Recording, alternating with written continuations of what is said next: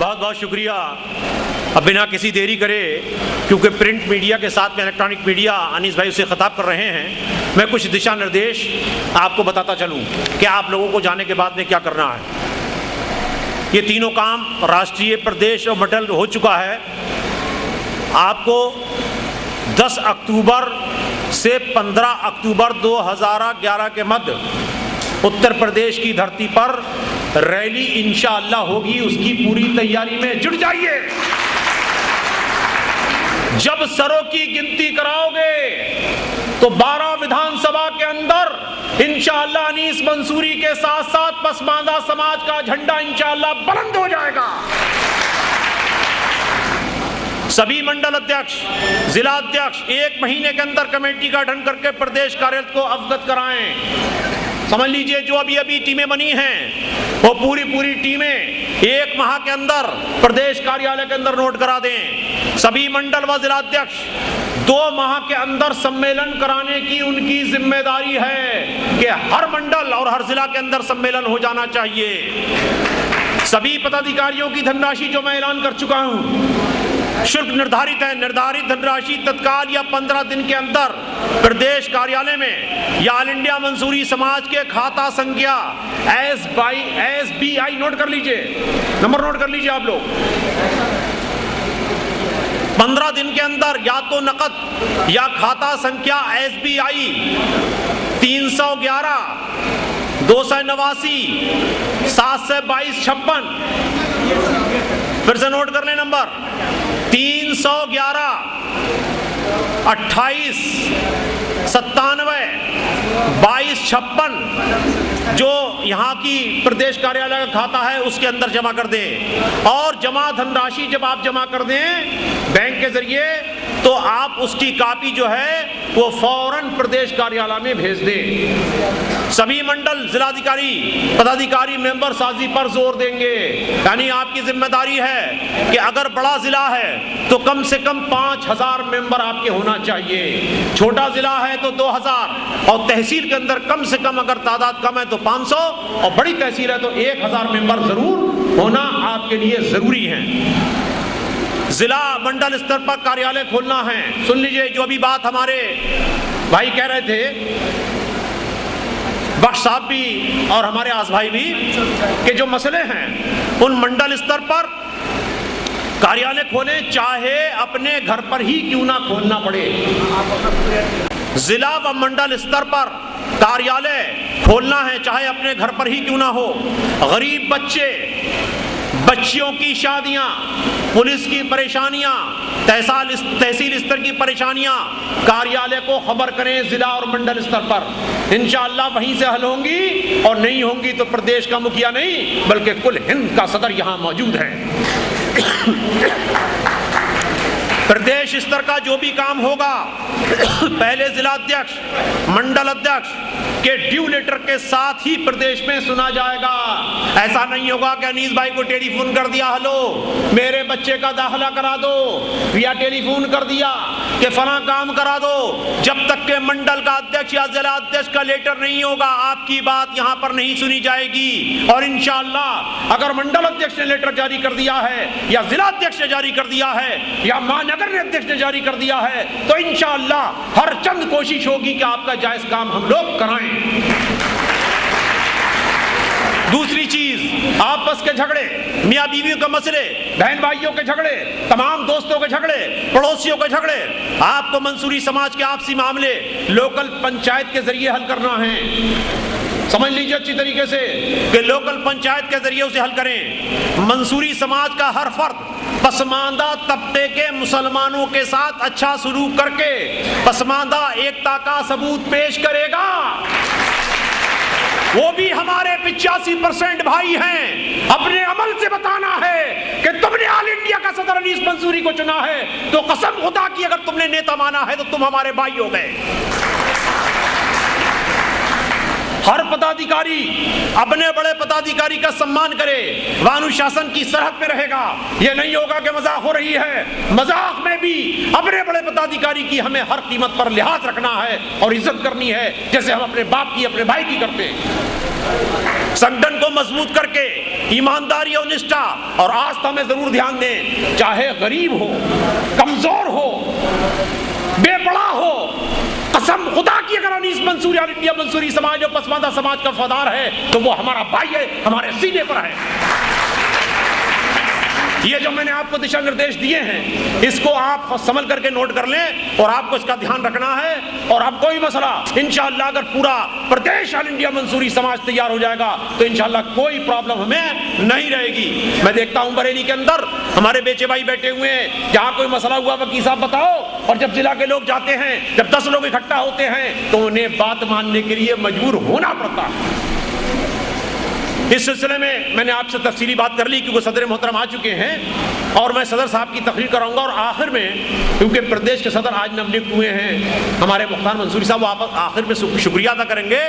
उससे पहले अपने कौम मंसूर के मर्द मुजाहिद, इस कौम के जाबाज सिपाही और हम सबकी दिल की धड़कन जिन्हें हम कहते हैं शेर मंसूर, आज शेर मंसूर हिंदुस्तान के अंदर जिसने अपनी पहचान बनाकर, जैसा कि आज भाई बता रहे थे कि आज तमाम सियासी पार्टियों में हलचल पैदा करके जिन्होंने अपने वजूद का एहसास करा दिया है, इंशाअल्लाह वो आपसे खिताब कर रहे हैं। जोरदार तालियों से इस्तकबाल कीजिए अनीस मंसूरी साहब का।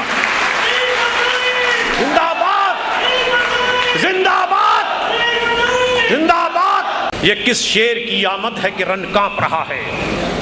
रन यानी मैदाने जंग और सियासत की नहीं समाज की दुनिया का बेताज बादशाह जिसने पसमानदा समाज के अंदर पूरे हिंदुस्तान में जो बीड़ा उठाया है कि इंशाअल्लाह विधानसभा से लेकर हम लोकसभा तक अपने झंडे बुलंद कर देंगे इंशाअल्लाह। अस्सलाम वालेकुम।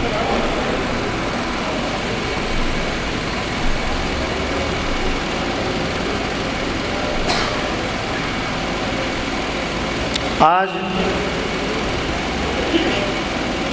लखनऊ की सरजमी पर मंसूरी समाज के संगठन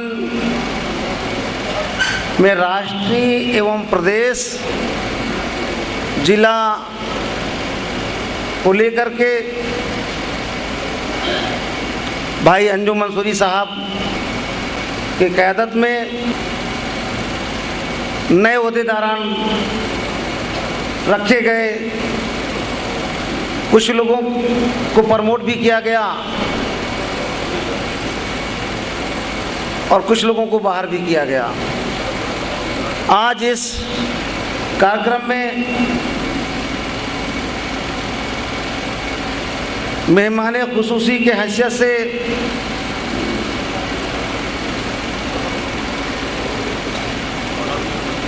पसमानदा मुस्लिम समाज के प्रदेश के अध्यक्ष भाई मोहम्मद वसीम रानी साहब, पसमानदा मुस्लिम समाज के राष्ट्रीय उपाध्यक्ष कुरैशी समाज से ताल्लुक़ रखने वाले भाई इजहार कुरैशी साहब, मुस्लिम धोबी समाज से ताल्लुक़ रखने वाले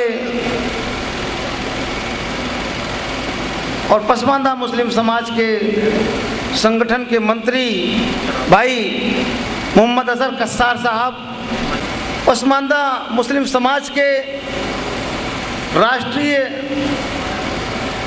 प्रवक्ता भाई शरीफ मंसूरी साहब भी मंच पर तशरीफ़ रखते हैं। पसमानदा समाज के प्रदेश के जनरल सेक्रेटरी भाई अब्दुल रऊफ हाशमी साहब, अंसारी समाज के प्रदेश के अध्यक्ष व राष्ट्रीय उपाध्यक्ष पसमानदा मुस्लिम समाज के राष्ट्रीय उपाध्यक्ष भाई अकबर अली अंसारी साहब, आज दायश पर बैठे नवनिर्वाचित ऑल इंडिया मंसूरी समाज के प्रदेश के अध्यक्ष भाई मुख्तार मंसूरी साहब,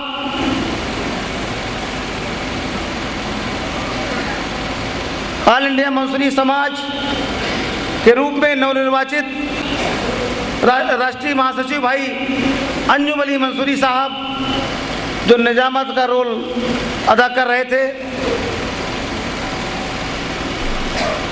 हमारे बीच में बुंदेलखंड की धरती से आए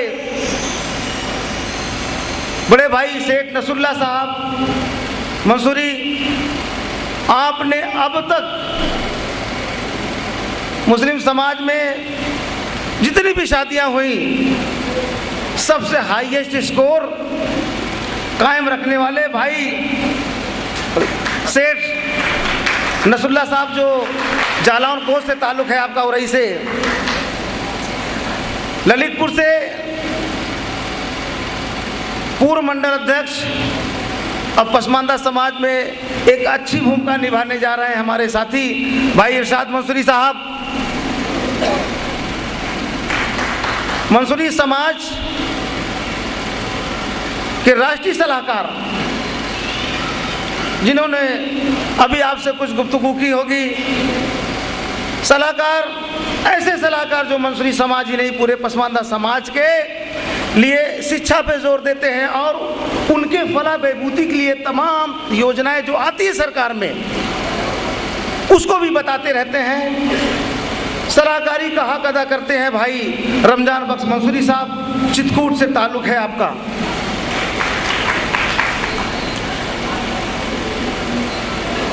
ऑल इंडिया मंसूरी समाज के राष्ट्रीय प्रवक्ता, नौजवान साथी, नौजवानों की दिलों की धड़कन, जो अपने काबिलियत से पूरी तरह से लबरेज, इस छोटी सी उम्र में बहुत कुछ समाज को देने का जज्बा रखने वाले हमारे भाई आस मोहम्मद मंसूरी साहब मुजफ्फरनगर से हमारे बीच में मंच पर तशरीफ रखते हैं भाई अरशद मंसूरी साहब, जिनका मुजफ्फरनगर से ताल्लुक़ है लेकिन आपका उत्तराखंड में व्यवसाय है और रहन सहन भी है, वहाँ भी आप रहते हैं, आपका घर है, मकान है, व्यवसाय भी है। मंसूरी समाज से दिली हमदर्दी रखने वाले भाई अरशद मंसूरी को उत्तराखंड का प्रदेश अध्यक्ष रूप में मुंतखब किया गया है। आप भी तशरीफ रखते हैं मंच पर भाई अरशद मंसूरी साहब, प्रदेश अध्यक्ष उत्तराखंड। आपका नाम हमारे बीच में इस मीटिंग से पेशतर भी कई मीटिंगों में शिरकत कर रहे भाई डॉक्टर रिजवान साहब भी इस मंच में तशरीफ रखते हैं। आपके लिए जोरदार तालियों से स्वागत होना चाहिए। हमारे मंच की तरफ मंसूरी समाज के जिम्मेदार जो हमने काम शुरू किया हमारे साथ शुरुआती दौर से लगने वाले और मंसूरी पैगाम के ऑडिटर, ऑल इंडिया मंसूरी समाज के राष्ट्रीय सरपरस्त भाई नबी बख्श मंसूरी साहब तशरीफ रखते हैं। आपने बड़ी कुर्बानियां दी हैं। हमारे बीच में जो ऑल इंडिया मंसूरी समाज के राष्ट्रीय कोषाध्यक्ष हैं भाई इकराम मंसूरी साहब भी तशरीफ रखते हैं। हमारे बीच में हमारे साथ काम कर रहे, कदम से कदम मिलाकर पूरे प्रदेश में, चाहे वो पसमानदा समाज का कार्यक्रम हो, चाहे मंसूरी समाज का कार्यक्रम हो, सारे कार्यक्रमों में मेरे साथ कदम से कदम मिला करके पूरी तरह अपना वक्त ताउन करने वाले भाई मुख्तार मंसूरी लखनवी साहब भी तशरीफ रखते हैं। बहुत ही मेहनतकश आदमी हैं और आप भी अभी तक जितने भी कार्यभार संभाले हैं, राष्ट्रीय कमेटी में राष्ट्र के सचिव भी हैं और एक जिम्मेदारी इनके काम को देख करके इन पर इत्मीनान जता करके दिया गया है कि ये प्रदेश के महासचिव भी हैं ऑल इंडिया मंसूरी समाज के। तमाम उत्तर प्रदेश के बाहर से आए हुए सभी मेहमानों का मैं इस्तकबाल करता हूं और हमारे सामने बैठे सभी हमारे बुजुर्ग हजरात, नौजवान साथी, पार्टी के जिम्मेदार ओहदेदारान और जिनको अभी तक जिम्मेदारी नहीं दी गई है हमारे वो सक्रिय नौजवान कार्यकर्ता, मीडिया के सभी हजरात और इस कार्यक्रम में वॉलंटियर्स का रोल अदा कर रहे सभी हमारे नौजवान साथी।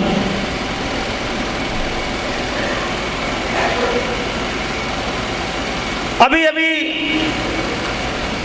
एक दस्तक हुआ है, हमारे भाई जनाब आफ्ताब जोगी साहब आए और आप जोगी समाज के प्रदेश के अध्यक्ष हैं और ऑल इंडिया पसमानदा मुस्लिम समाज के प्रदेश के उपाध्यक्ष भी हैं भाई आफ्ताब जोगी साहब। मेरे दोस्तों, संगठन का लगभग प्रदेश स्तर का, जिले स्तर का जो भी पद आप सबको दिया गया है, आप लोग लगन से, निष्ठा से, ईमानदारी से, दिल से काम करें। हम लोग जो एक प्लान करके चल रहे हैं, वो प्लान हमने, अंजुम भाई ने, मुख्तार साहब ने, या पसमानदा तबके के सभी लीडरों ने अपने लिए नहीं बनाया है, अपने घरों के लिए नहीं बनाया है, बल्कि इस देश में 85% पसमानदा मुसलमानों के हक और हुकूक अधिकार के लिए लड़ाई छेड़ी गई है। हम प्रदेश में मेहनत और लगन, निष्ठा से काम ना किए होते तो आज आप लोग मुझे राष्ट्रीय अध्यक्ष के रूप में कतई न चुने होते। और अगर हम मंसूरी समाज में शुरुआती दौर से जो मंसूरी समाज के अंदर जो राजनीतिक चेतना आई है, समाजी बेदारी आई है, इसके काम को देखते हुए पसमानदा तबके के मुसलमानों ने भी अनीस मंसूरी में अपनी आस्था और निष्ठा व्यक्त किया कि मंसूरी साहब, आप ही प्रदेश में, राष्ट्र में इस संगठन को चला सकते हो। जिस तरह से आपने मंसूरी समाज में एक सियासी बेदारी, राजनीतिक चेतना पैदा की है और ये समाज बेदार हुआ है, और ये दमखम और इस संगठन को चलाने का दमखम अनीस मंसूरी आप में दिखता है। ये लोगों में जो एक ऊर्जा का संचार, जो इनके जिस्म में एक तरह से करंट दौड़ा है, ऊर्जा का संचार हुआ है, मेरे दोस्तों, ये संचार थमना नहीं चाहिए और इसका वाइब्रेशन पूरी तरह से आगे बढ़ता रहना चाहिए। तमाम लोग ये समझते होंगे कि पगले हैं, ये लोग समाज का काम करते हैं। जो दौलतमंद पसमानदा है हमारे इस काम को बिल्कुल नहीं सराहता, वो समझता है ये बेवकूफ़ों की जमात है। उसके दिमाग में ये बात आती है कि वो ये बेवकूफ़ों की जमात है, इसमें नान गोश्त खाओ, बिरयानी खाओ, मंच पे बड़ी बड़ी बातें करो, चलते बनो। लोग हाल में सुन के तो जाते हैं लेकिन बाहर अमली जामा नहीं पहनाते। मैं उनसे पूछना चाहता हूँ कि जब आपकी बेटी जवान हो जाती है तो हमारे एक छोटे से तहसील के मंसूरी समाज के नेता की याद क्यों आती है आपको? अरे करो उन बड़ों में शादी। जब कुछ अच्छा होता है तो बड़े मुसलमान याद आते हैं, और जब कुछ बिगड़ता है, जब काम नहीं बनता तो हमारा छोटा मंसूरी समाज उनको याद आता है, या पसमानदा तबके लोग याद आते हैं। तब तो सोचते हैं कि भाई यही बता सकते हैं, चूंकि ये पसमानदा के लीडर हैं, मंसूरी समाज के लीडर है या किसी भी समाज के लीडर हैं, यही बता सकते हैं कि भाई रिश्ता कहाँ होगा। तो दोस्त वो जुड़ते हैं और अपना काम करके फिर दफा हो जाते हैं। हमें उनसे परहेज नहीं है, हमें उनके लिए दुआ करनी है कि अल्लाह ताला उनके जहन में समाज के प्रति मोहब्बत, प्यार पैदा करे ताकि वो समाज का काम कर सके। हमें उन्हें छोड़ना नहीं है, हमें उन्हें लगा के चलना है। ठीक है, आज फंसे हो, हम आपका काम कर देंगे, कल तो हमारे साथ आओगे। दोस्तों, बात बहुत कुछ करनी थी, लेकिन वक्त की तंगी है। सुबह से आप लोग भूखे बैठे हैं, मुझे भी आप लोगों का ख्याल करके, चूँकि बात मंसूरी समाज के ज़्यादातर लोग हैं, बहुत से लोगों ने हमें तमाम मीटिंगों में सुना होगा, आगे भी सुनेंगे। चूँकि संगठन का ढांचा इतना बड़ा है, इसमें बोलने में बड़ा वक्त लग जाएगा। तो आज चूँकि चुनाव का माहौल था, हमने इसीलिए केवल संगठन के लोगों को लिए बुलाया है कि केवल संगठन के लोग ही यहाँ आएंगे, आम जनता को नहीं बुलाया है, वरना यहाँ तो बड़ा मुश्किल हो जाता अभी कदम रखना। आप सभी हजरात अपना कीमती वक्त लेकर के आए, इसके लिए बहुत बहुत शुक्रिया कि आपने कम से कम समाज के दर्द कितना महसूस किया कि लोग 600 किलोमीटर रातों को जाग करके, और हमारे पश्चिमी उत्तर प्रदेश मेरठ के लोग, मुजफ्फरनगर के लोग तो बस पे ही बैठ करके आए, सब लोग रात भर सफ़र किए। हम सभी लोगों का शुक्रिया अदा करते हैं और एक कड़वा सच बोलना चाहते हैं। हमारा एक मकसद है, इस मूवमेंट का एक मतलब है।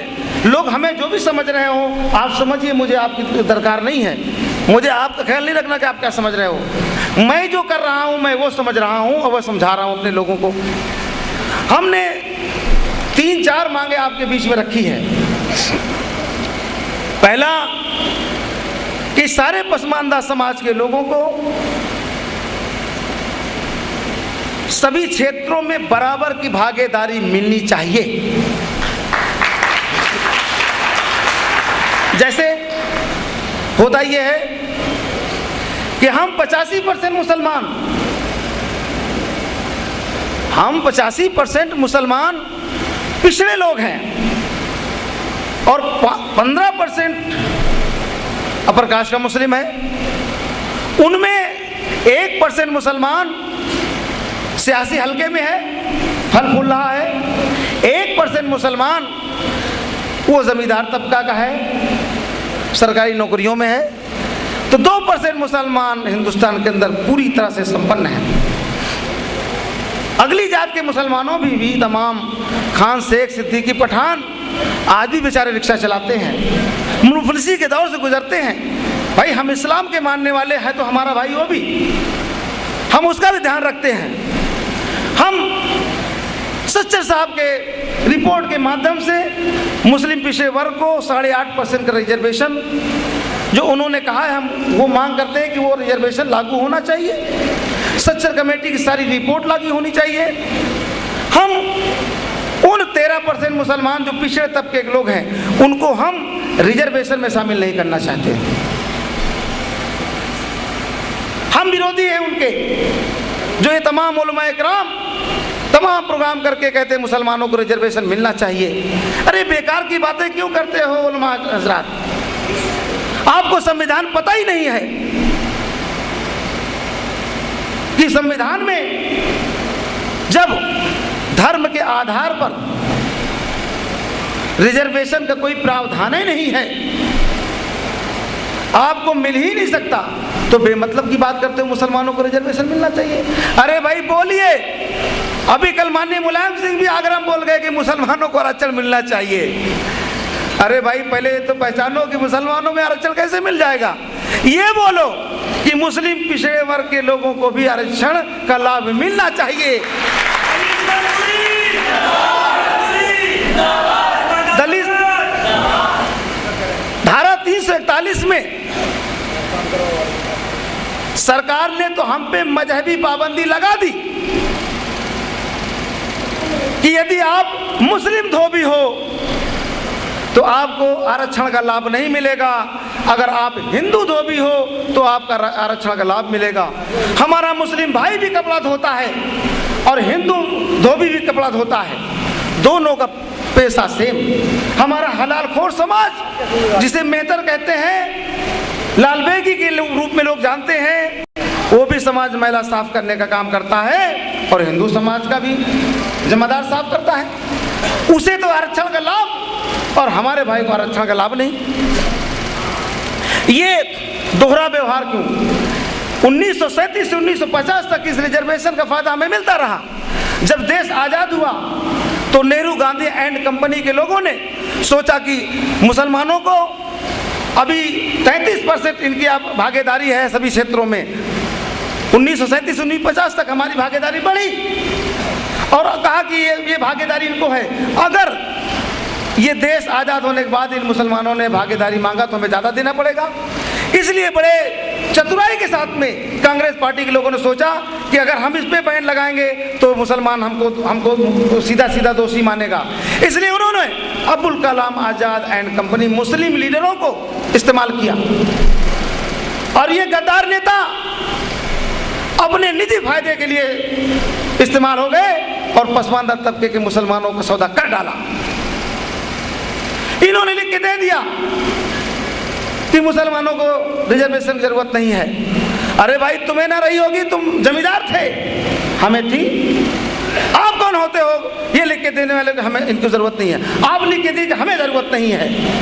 हम कौन होते दूसरे के बारे में कहने वाले? इन्होंने लिख के दे दिया। राष्ट्रपति द्वारा एक अध्यादेश ला करके और उसमें हमारे धारा 341 जो हमको सुविधाएं मिलती थी रिजर्वेशन की, उस पर धार्मिक मजहबी पाबंदी लगा दी, रोक लगा दिया और उसी दिन से बंद हो गया रिजर्वेशन। नहीं, इससे पहले मिलता था। ये कांग्रेस पार्टी की नीति थी। अब हम केंद्र सरकार से ये मांग करते हैं कि वो धारा 341 बहाल कर दे ताकि आगामी चुनाव में और भी सभी क्षेत्रों में हमारे दलित मुसलमानों बेचारों भाइयों को भी आरक्षण का लाभ मिल सके। ये भेदभाव हमारे साथ हुआ। मुसलमानों को रिजर्वेशन नहीं, ये तो कानून में है, लेकिन मजहब के आधार पर, धर्म के आधार पर नहीं दे सकता कानून। लेकिन हमारे साथ जबरदस्ती इतना हुई कि धर्म के आधार पर दलित रिजर्वेशन बंद कर दिया। देखिए, दोहरी नीति कांग्रेस पार्टी की। एक तरफ तो ये लिखता है संविधान कि मुसलमानों को आरक्षण मजहब के नाम से नहीं मिलेगा, धर्म के नाम से, और फिर जब नहीं मिल सकता तो धर्म के नाम से इसमें पाबंदी क्यों लगा दिया आपने? मेरे दोस्तों, वो भी गलत था और इसका मुकदमा चल रहा, जो राष्ट्रपति द्वारा अध्यादेश लाया गया और उसमें धारा 341 पे बंदिश लगाई गई, उसका भी मुकदमा अभी कोर्ट में पेंडिंग है, चल रहा है। तो ऐसे ऐसे व्यवहार आपके साथ हुए। मेरे दोस्तों, ये जितने भी नेता हैं, जितने भी सियासी लीडर हैं, इनके मुखिया हैं, इनसे मैं पूछना चाहता हूं कि हिंदू समाज में तो आप पिछड़े वर्ग के नाम पर पार्टी में, संगठन में, टिकट के बंटवारे में, मंत्रिमंडल में, कारपोरेशनों में, निगमों में, हर जगह तो बैठाते हो कि भाई ये पिछड़े जात के हैं, 10 टिकट मौर्या को, 10 टिकट कुर्मी को, 10 टिकट यादव को, जितने भी पिछड़े वर्ग लोग, राजभर को, जितने भी आते उनको तो आप बराबर से उनकी भागीदारी दे देते हो। और मुसलमानों के नाम पर ये भूल जाते हो कि पिछड़े वर्ग के मुसलमान भी हैं और उसे आप नहीं देते हो। उसे तो केवल मुसलमान के नाम पे देते हो कि भाई अगर मिलना है 50 टिकट तो मुसलमान को दे दो।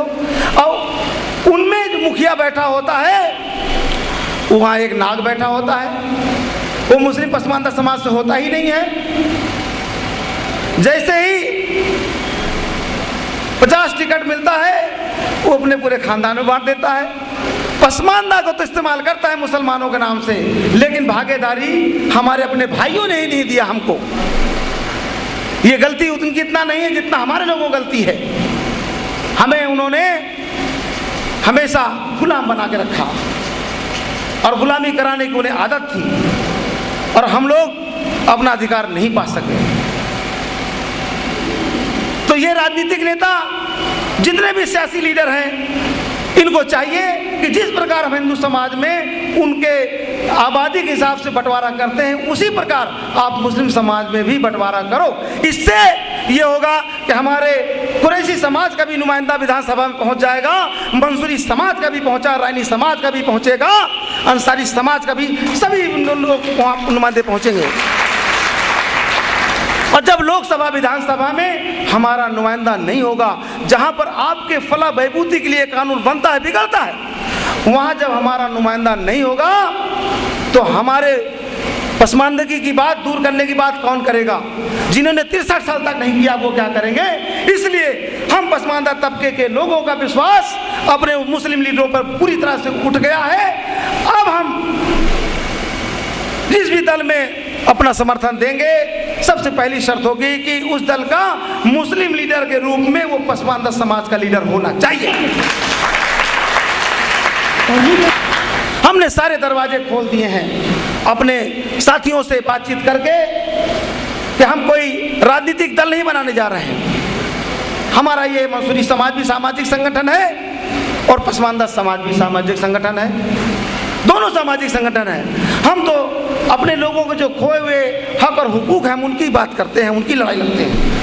वो हक और हुकूक हमारे मुस्लिम समाज के जो पसमानदा के मसाइल हैं, उस मसाइल के कोई भी सियासी लीडर हल करने की बात करता है तो ये पसमानदा तबका उस दल को पूरी तरह सपोर्ट करेगा।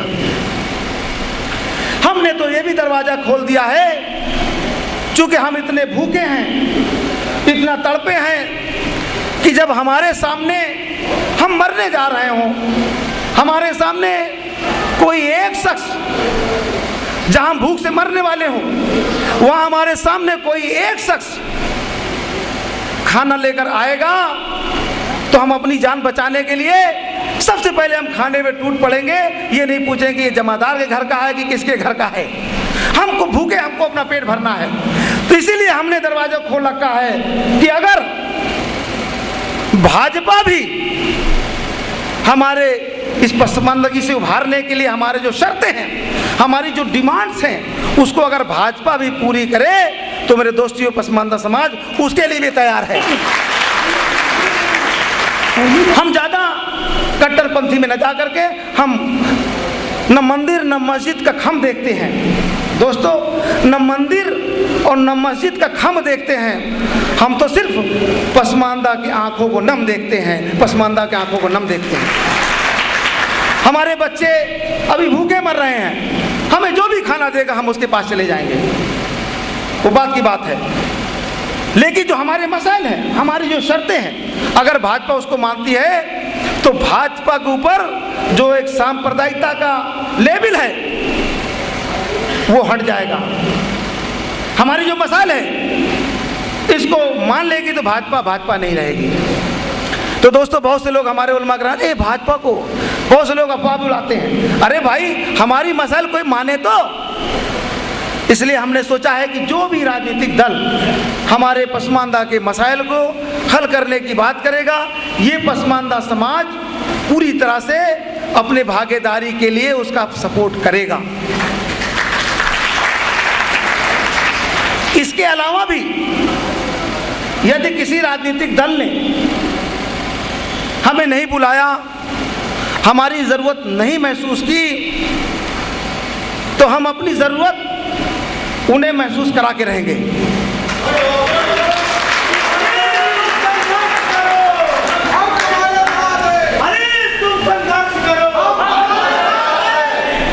वो कैसे कि हम इतने तादाद में हैं कि हम किसी भी प्रत्याशी को चुनाव जिता भी सकते हैं और हरा भी सकते हैं। जो इस हैसियत में होता है, सभी राजनीतिक दल के नेताओं को हमारी ज़रूरत पड़ सकती है।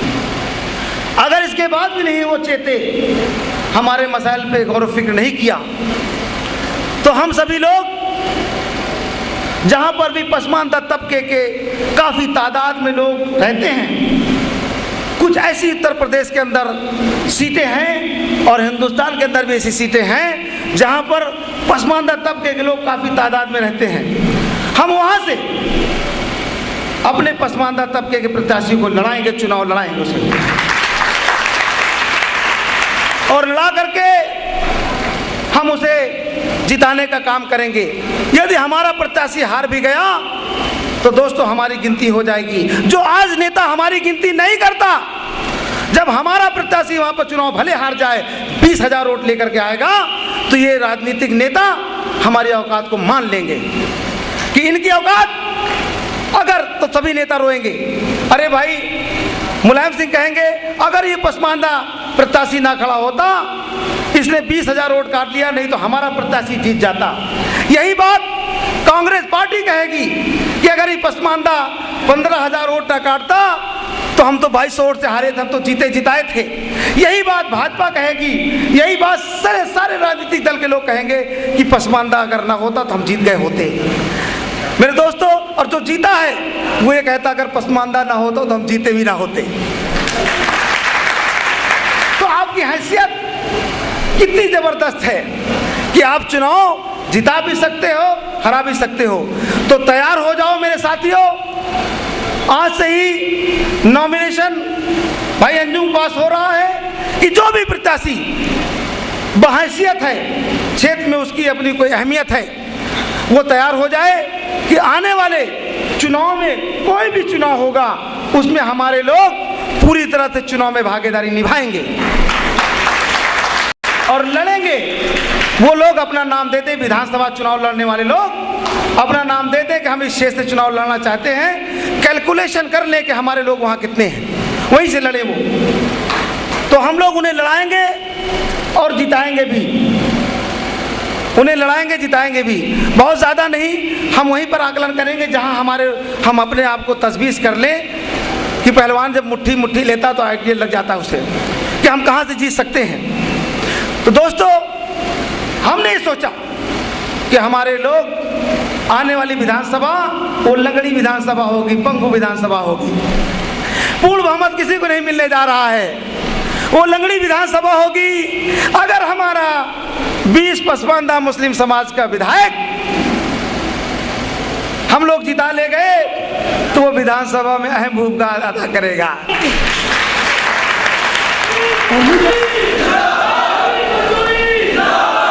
देखो, साझे की सरकार में ममता बनर्जी ने पूरे बंगाल को ठग लिया, इसलिए कि वो कांग्रेस पार्टी के दुखती रस पर हमेशा नस्तर मारती रही और उसकी बात मानती रही। तो हमारे 20 लोग भी नस्तर मारने का काम करेंगे और पसमानदा के लिए काम करेंगे। मेरे दोस्तों, जब पसमानदा का 20 विधायक असेंबली में होगा तो हमारा सारा पसमानदा खुशी से झूमेगा उत्तर प्रदेश का कि हमारा वहाँ असेंबली में जहाँ कानून बनते बिगड़ते वहाँ पहुँच गया। बेदारी शुरू हो गई, आने वाले दिनों में लोगों में जागरूकता आ जाएगी। हम लोग, यही एक शॉर्टकट है जो तरक्की कर सकते हैं, वरना ये समाज का प्रोग्राम करो, चौधराड़ करो, शादी ब्याह कराओ, एक दूसरे का फैसला करो, ये सब 163 साल तो होते चले आए, इससे कुछ होने वाला नहीं है। इसीलिए मैंने समाज को सियासत से जोड़ने का काम किया और ये बात साबित है, ये सच है कि जिस समाज में सियासी बेदारी नहीं आती वो समाज कभी तरक्की नहीं कर सकता। मिसाल है भाई, कौन देगा आपको जब आपके लोग वहां नहीं पहुंचेंगे, कौन देगा आपको। मिसाल है कि यादव समाज में सियासी बेदारी आ गई, वो हुक्मरान बन बैठे। दलित समाज में राजनीतिक चेतना आ गई, उनमें कुछ नहीं था। मनवर कांसीराम साहब ने कभी किसी स्कूल बनाने की हिमायत नहीं की। हमारे लोग क्या हुआ, खड़े होते हैं, तालीम पे जोर होना चाहिए। उलमा कहता है तालीम को जोर होना चाहिए, खाक होगी तालीम पे जोर। अरे भाई, जो बड़े बड़े लोग हैं उनके बच्चे कनाडा पढ़ रहे हैं, विदेशों पढ़ रहे हैं, हमारे बच्चे के पास तो प्राइमरी में जाने की फीस नहीं है, क्या जोर देंगे। मनवर कांसीराम साहब ने कभी किसी स्कूल और विद्यालय की तरफ मुड़ के नहीं देखा। उन्होंने कहा ये समाज के अंदर जब सियासी बेदारी, राजनीतिक चेतना आ जाएगी तो खुद ब खुद ये जब उस म्यार तक पहुंचेगा तो सब कुछ हासिल कर लेगा। आज उनके पास डिग्री कॉलेज भी, इंटर कॉलेज भी, इंजीनियरिंग कोर्सेज, सारी चीज़ें हैं उनके पास।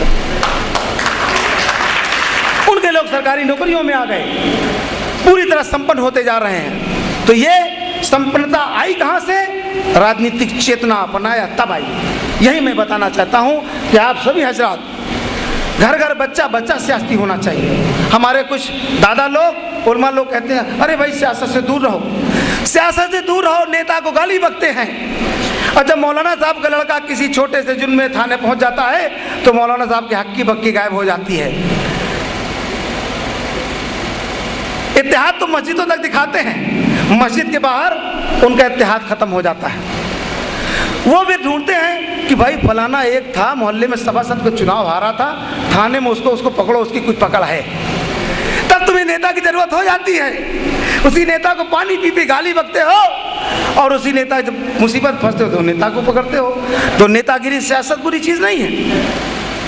लोग बुरे होते हैं, इस्तेमाल गलत करते हैं, वो अलग बात है। लेकिन सच में अगर कुछ पाना है तो मेरे पसमानदा तबके के लोगों, मंसूरी समाज के लोगों, एक एक अपने घर के बच्चा को सियासी बना दो, सब कुछ आपको हासिल हो जाएगा। मैं एक आखिरी बात बता दूं मेरे दोस्तों,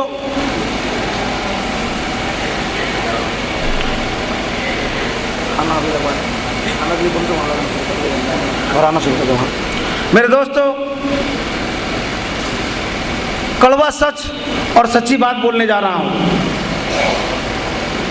मैंने देखा है कि लोग जब कोई उनके बीच में कोई लीडर जाता है उनके क्षेत्र का, तो वहाँ के जो हमारे जिम्मेदार हजरात हैं वो तुरंत ठेका ले लेते हैं। अरे भाई चिंता मत करो, ये मंसूरी है, सब अपने साथ में है, कोई बात नहीं। हम तो मंसूरी समाज के प्रदेश के अध्यक्ष या जिला के अध्यक्ष हैं या वार्ड के अध्यक्ष हैं। वो ठेका ले लेता है और उनको अपने क्षेत्र में घुमाने लगता है। रशीद भाई बैठ जाइए, 2 मिनट बात और है, बैठ जाइए, खलफसार ना पैदा करिए, सुन लीजिए, बात मार्के की है इसलिए सुन के जाइए। होता ये है कि हमारे लोग जब कोई भी चुनाव होता है, क्षेत्र का चाहे सभासदी का हो और चाहे प्रधान से प्रधानमंत्री तक का हो, हमारे समाज का आदमी तुरंत ठेका ले लेता है कि हम हैं। मुझे खुशी हुई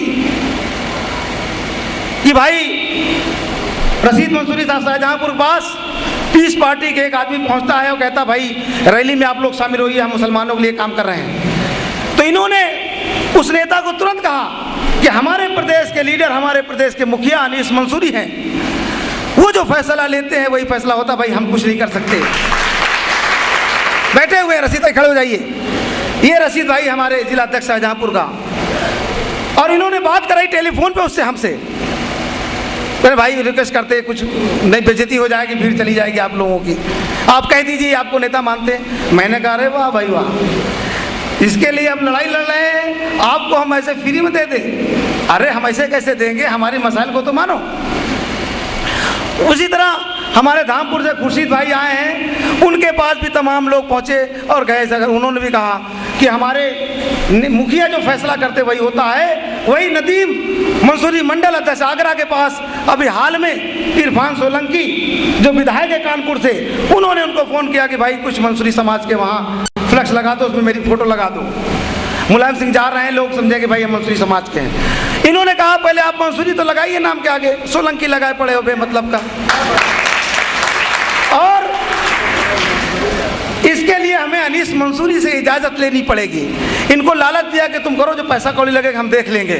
इन्होंने कहा कि नहीं, हमारे मुखिया का आदेश होगा या आप बात कर लो उनसे।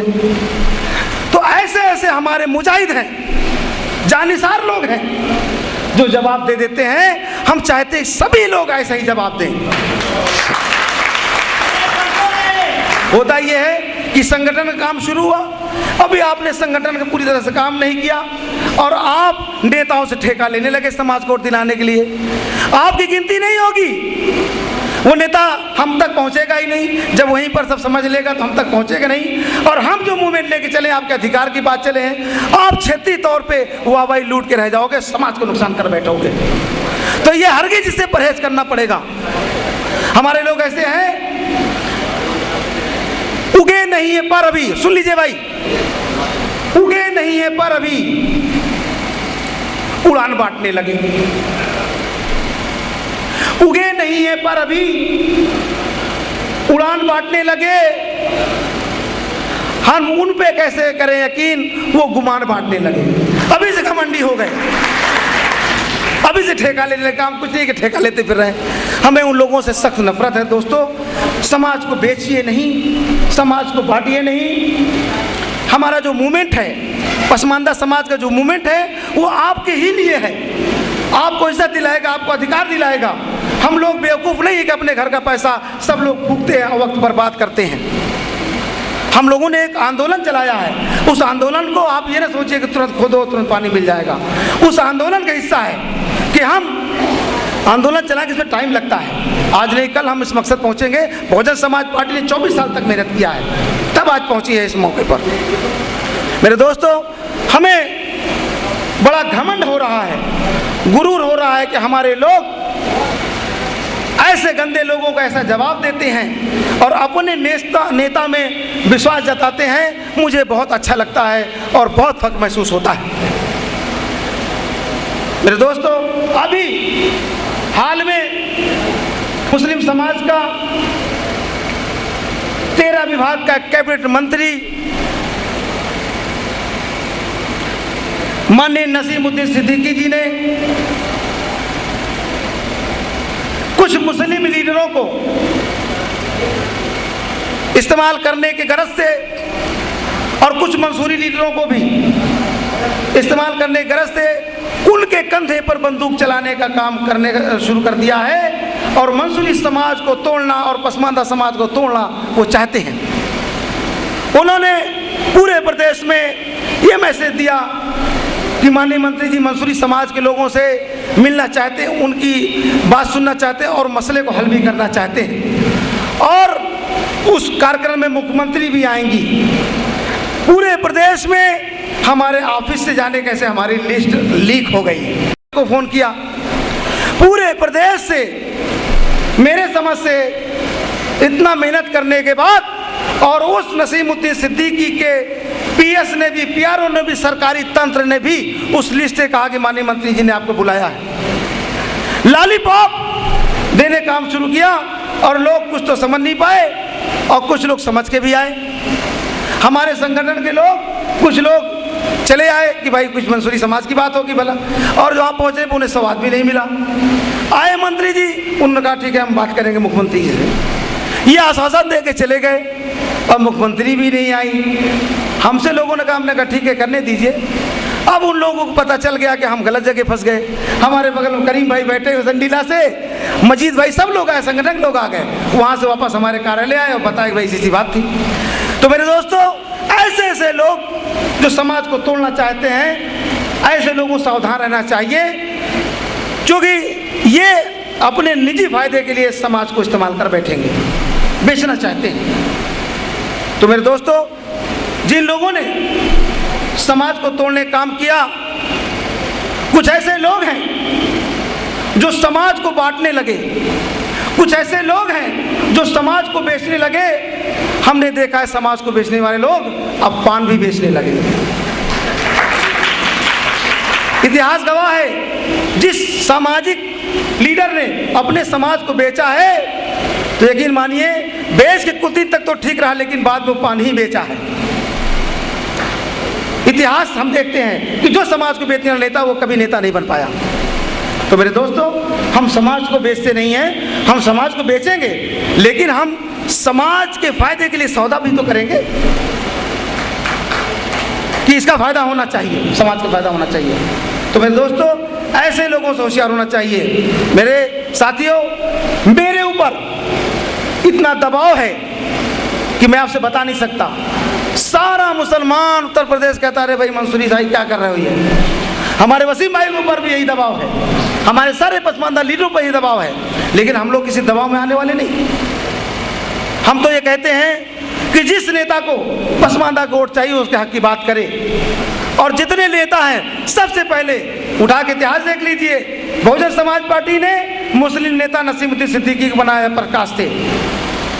आजम खां को नेता बनाया मुलायम सिंह ने, मुस्लिम लीडर, वो भी अब खान साहब प्रकाश थे। अजीत सिंह ने कोका हमीद को बनाया, वो भी प्रकाश से।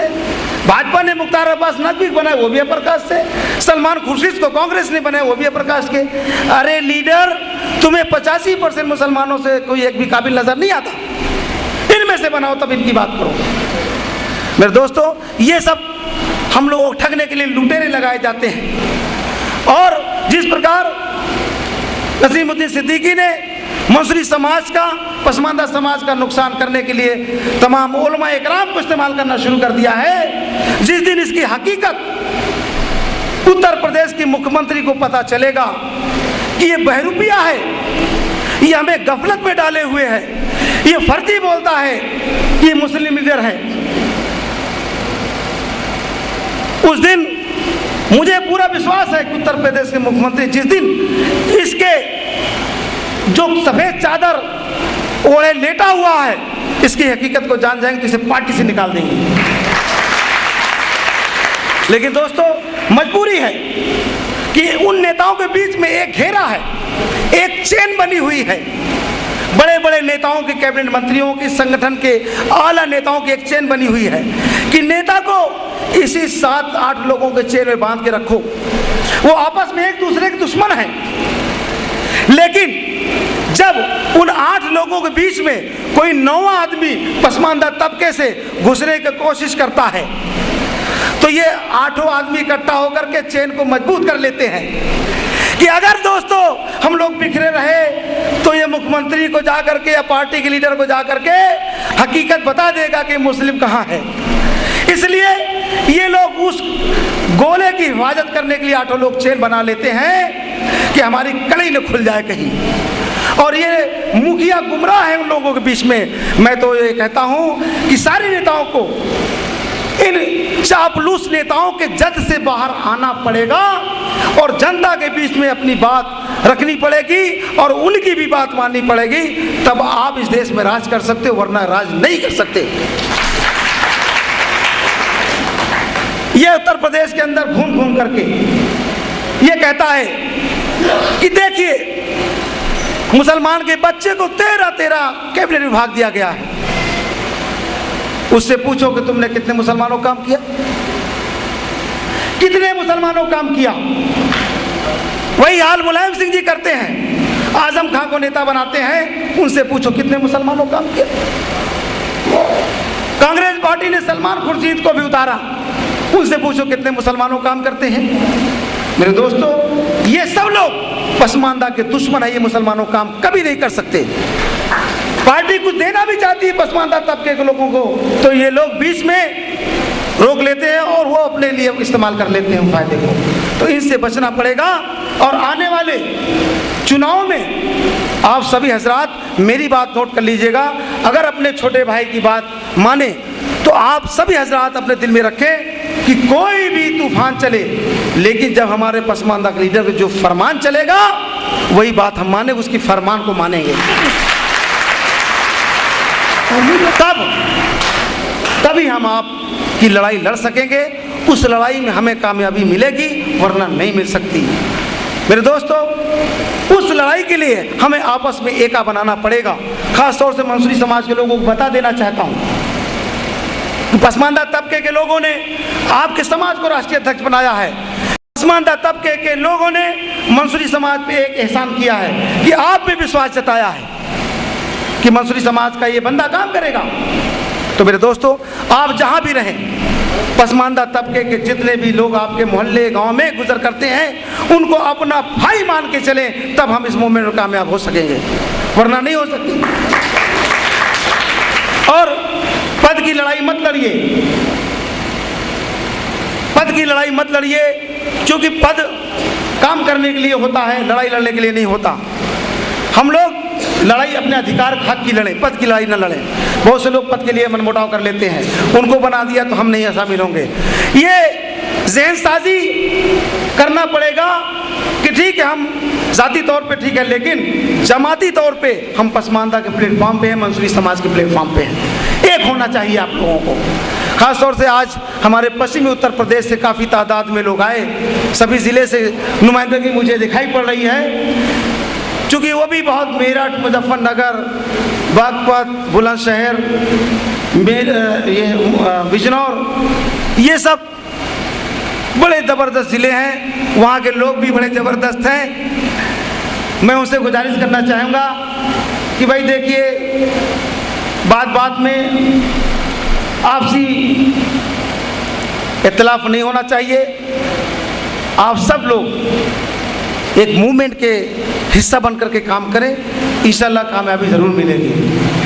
मेरे दोस्तों, मेरे साथियों, हम ये कहना चाहते हैं कि जब कोई पसमानदा की मीटिंग पूरे प्रदेश में हो तो मंसूरी समाज के लोग काफ़ी तादाद में ज़्यादा से ज़्यादा जितना हो सके उसमें शामिल हों। तब मैसेज जाएगा कि पसमानदा समाज जागा है और उसमें मंसूरी समाज बुरी तरह जागा है। इसकी आबादी जो है, हर मीटिंगों में मंसूरी समाज के लोग ज़्यादातर रहते हैं। ये मैसेज होना चाहिए। हम जब ये हाजिर दर्ज करेंगे तो और भी समाज के लोग हमारी नकल करेंगे, तो इससे पसमानदा समाज मजबूत होगा। और बता देना चाहते हैं कि जो शर्तें अंजुम साहब ने आपको बताई है कि ओहदेदारन बन करके निष्ठा से काम करें, मूवमेंट से जुड़ के काम करें, आने वाले दिनों में इंशाल्लाह ज़रूर फ़ायदा होगा। और हम लोग एक उत्तर प्रदेश की धरती पे एक इतिहास 2012 में ज़रूर लिखेंगे, एक इतिहास रच देंगे जो अभी तक कभी नहीं रचा गया। वो इतिहास 2012 में रचा जाएगा और तब रच पाएंगे जब ये पसमानदा समाज के लोग और मंसूरी समाज के हमारे शुभचिंतक लोग हमारे कदम से कदम मिलाकर साथ चलते रहेंगे तब तक। इसीलिए मैंने जो दिखता है वो बिकता है। हम घरों में मूवमेंट चलाएं, ये तो हम जोड़ने के लिए करते हैं, लेकिन जब बाहर हमारी अक्सरियत, हमारी ताकत, हमारी शक्ति का प्रदर्शन होता है तभी सियासी हलके में भूचाल आता है। जब कुछ दिखता है तभी नहीं बिकता है। इसीलिए मैंने एक रैली का ऐलान पसमानदा तबके के लोगों के मशवरे से किया है कि अक्टूबर में 10 और 15 अक्टूबर के बीच में एक डेट फिक्स हो जाएगी, स्थान भी फिक्स हो जाएगा। एक हफ्ते के अंदर आपको इसकी खबर मिल जाएगी, सूचना मिल जाएगी कार्यालय के माध्यम से, और भी इश्तिहार छपेंगे। हम सभी हजरात से गुजारिश करते हैं कि आप लोग उस रैली को रैला बना दें, उस रैली को रैला बना दें। और मुझे उम्मीद है जिस दिन वो रैली रैला बन जाएगी हम अपने अधिकार के बिल्कुल करीब पहुंच जाएंगे। हम अपने हुकूक, अपने मसाइल को हल कराने के बिल्कुल डेवली पे पहुंच जाएंगे, हमारे मसाइल हल हो जाएंगे। लेकिन अगर हमने ताकत नहीं दिखाई, अपनी शक्ति का प्रदर्शन नहीं किया, तो हमारे मसालों को कोई नहीं मानेगा, हमारी बात कोई नहीं मानेगा।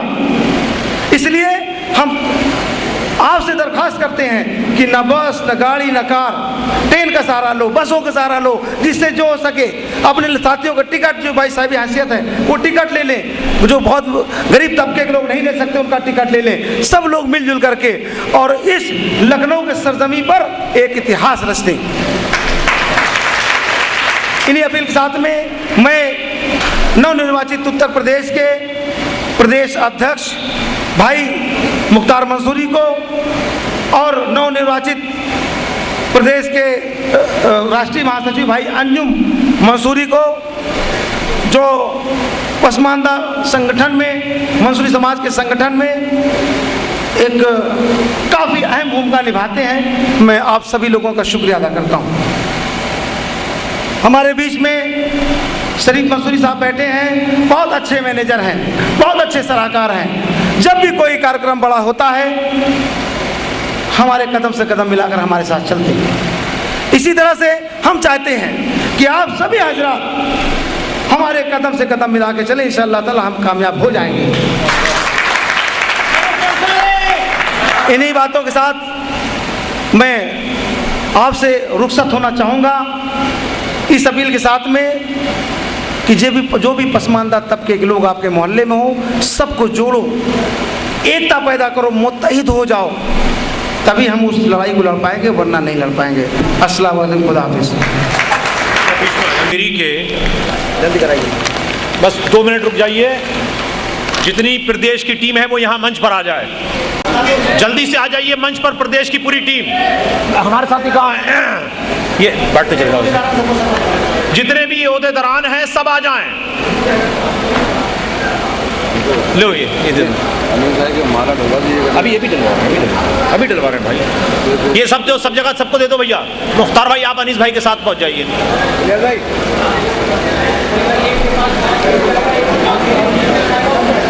दे दो और नीचे कुछ लोग नीचे खड़े हो जाएं, मंच के नीचे जल्दी से आ जाइए। मंडल अध्यक्ष भी आ जाएं।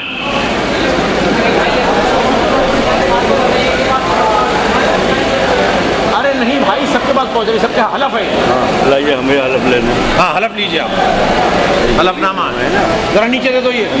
हैं? हाँ हाँ। जितने भी पदाधिकारी बनाए गए हैं वो ये जल्दी से ये मेरे हाथ से ये ले लें अपने हाथों में। पब्लिक नहीं, सिर्फ जो लोग पदाधिकारी बनाए गए हैं नीचे सिर्फ पदाधिकारियों को बांट दीजिए। सब लोग खड़े हो जाएं और इधर को मुंह कर लें गेट की तरफ को, सिर्फ पदाधिकारियों के लिए।